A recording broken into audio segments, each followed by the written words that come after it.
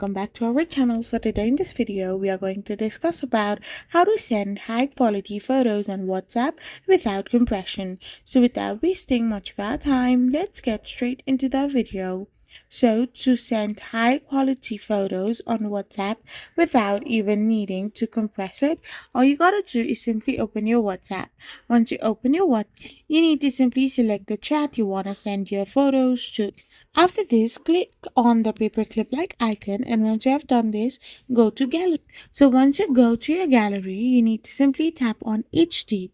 Once you have selected HD, now anything you send to the particular chat will go in high quality without needing to compress it. Other way to do it is to simply tap on the paperclip like icon and go to documents. Now you can simply select choose from gallery and simply scroll down to select the particular picture or video to send in HD quality without compression. So this is how you can simply do it. I hope you found this video helpful. So don't forget to hit that subscribe button and to give us a thumbs up. We will be back again with more informative videos. Thank you for watching.